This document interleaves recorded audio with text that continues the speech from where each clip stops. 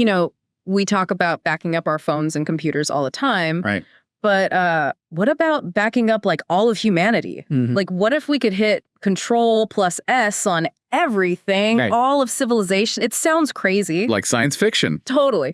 But that's actually kind of what we're looking at today. Oh, wow. With some research that you sent my way. Right. A proposal to create this massive data storage system Okay. on the moon. A lunar backup. Yeah.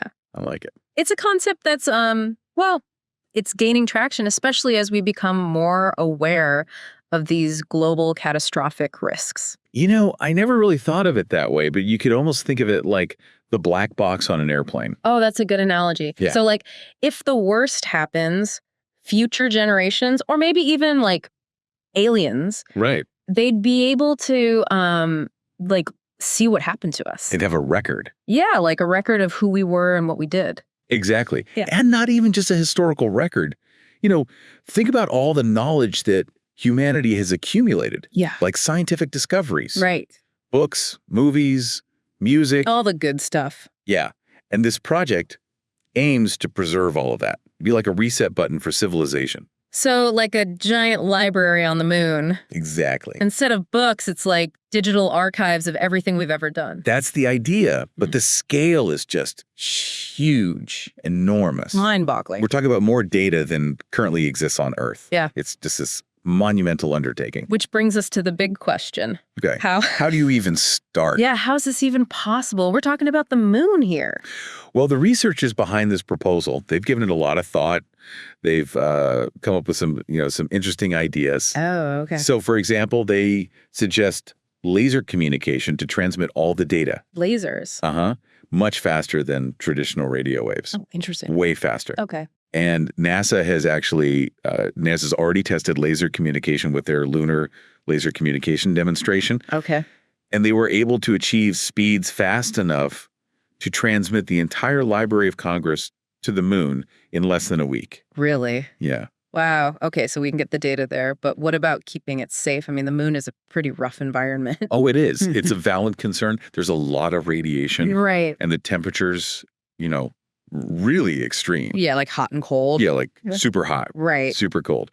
So the researchers are suggesting that you need some serious shielding Okay. to protect the storage system. Right. You'd also need some advanced cooling mechanisms Gotcha. just to make sure those extreme temperatures don't fry everything. Right, right. And, maybe even locating the whole facility inside of a lunar lava tube. Whoa, whoa, whoa. Hold on. What are lunar lava tubes? So those are these naturally occurring underground tunnels on the moon. They were formed by ancient volcanic activity. Oh, wow. And they could actually offer a pretty good amount of protection from radiation and meteoroid impacts. So we're talking about building an underground data bunker Essentially, yeah. on the moon. Yeah. That's incredible. It's like something straight out of a sci-fi movie. Totally.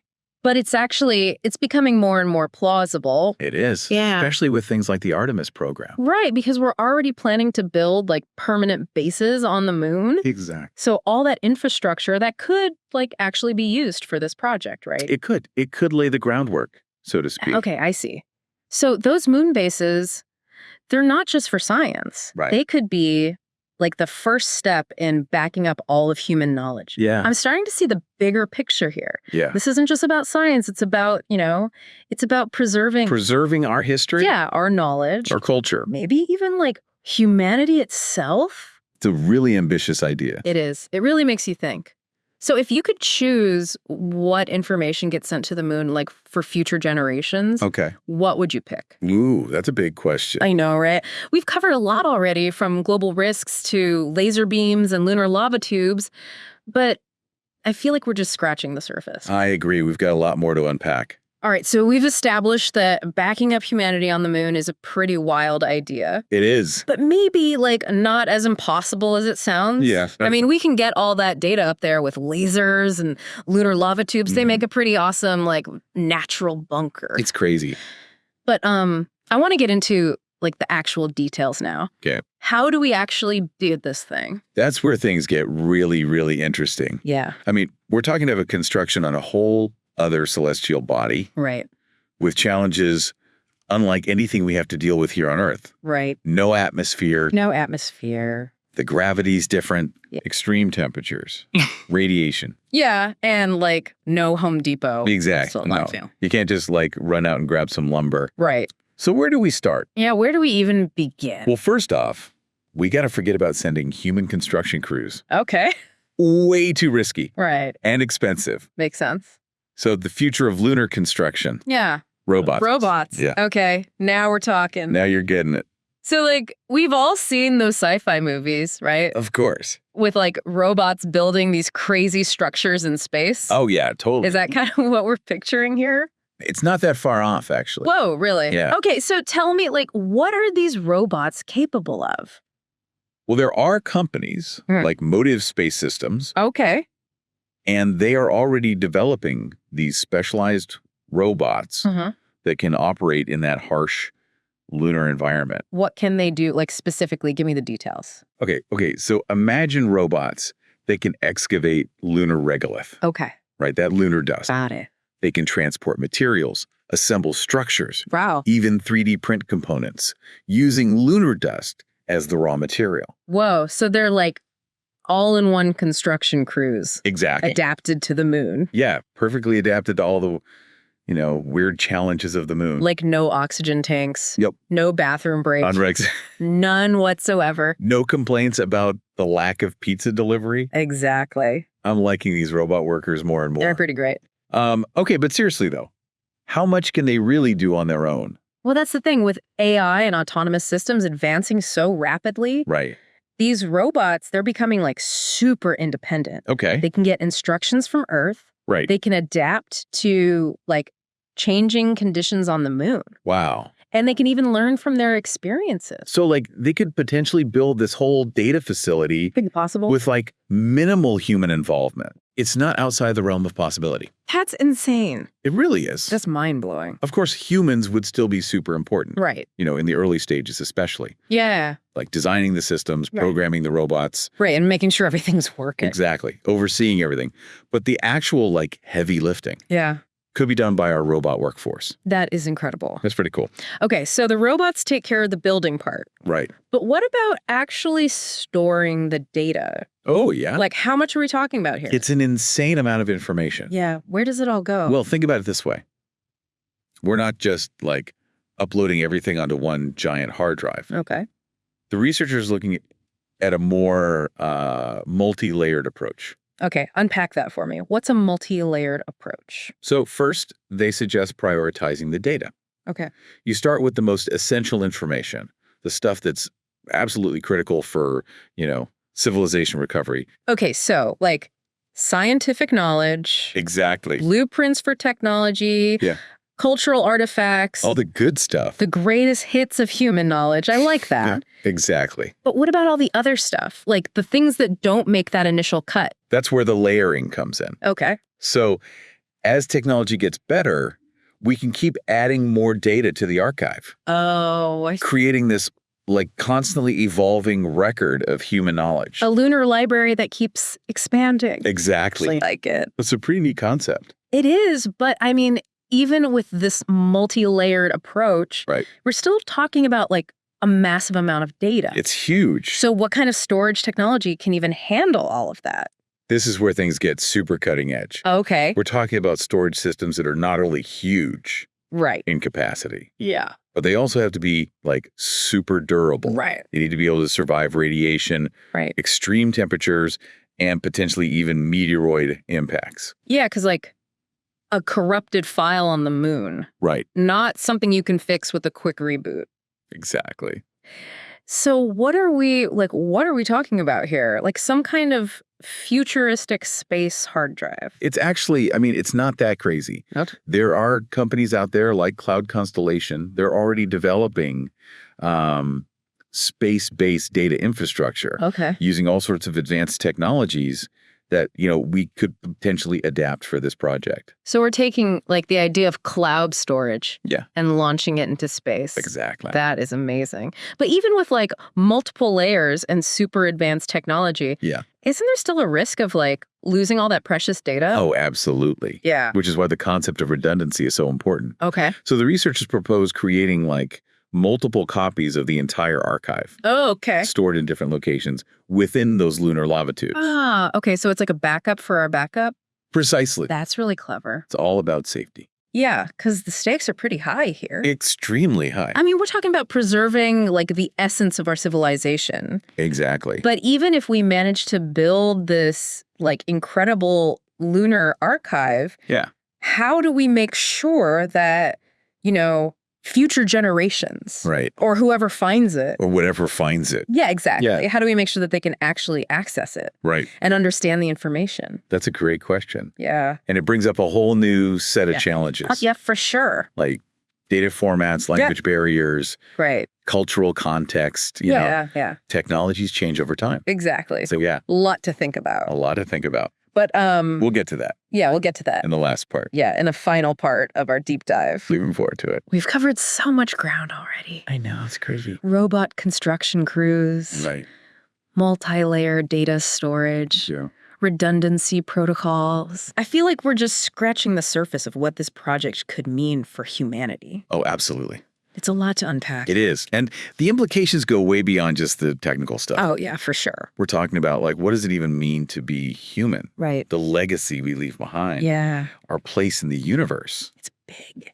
It's huge. All right, so we've spent the last couple parts talking about robots and lasers and lava tubes. It's pretty wild stuff. It is all the like nuts and bolts of actually building this incredible data backup on the moon. Right.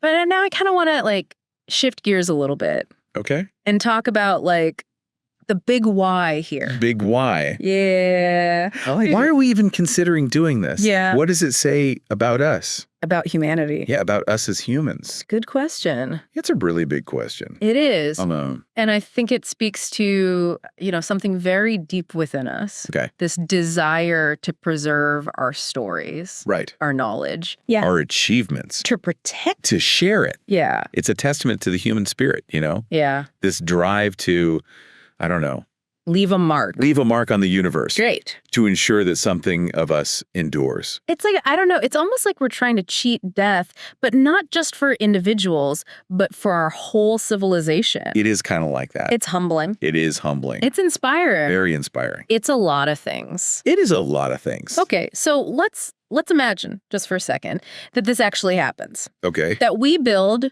this lunar archive. Uh-huh.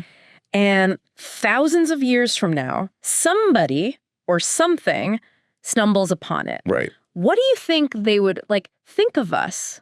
Of our civilization. Yeah, based on what they find. Well, it's fascinating to think about. It is. Because they would have access to everything. Right. Our scientific discoveries. Right. Our art. Our music. Yeah. Our history. Our cat videos.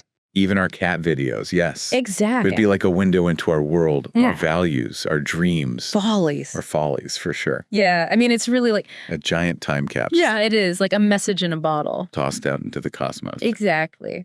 So what do you think would stand out the most? What would they be most intrigued by? Ooh, that's a tough one. I know. I think maybe our ingenuity, Okay.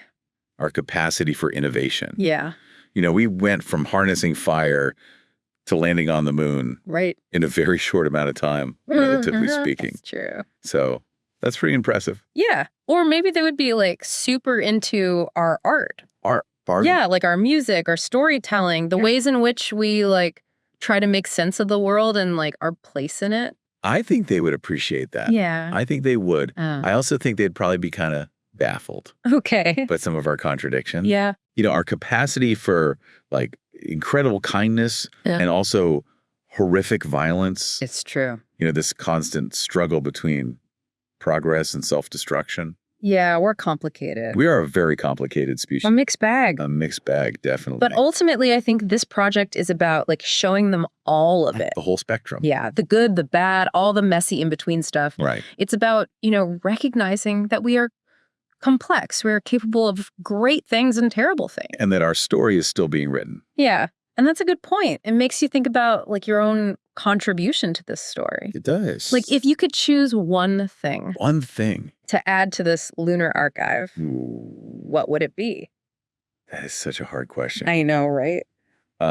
I mean, Yeah, there's so much. right. Music that moves me, Uh, books that have changed the way I think about the world, right. stories that have just, touched my heart. Yeah. But I think maybe more than anything, I would just want to convey a sense of our humanity, Okay.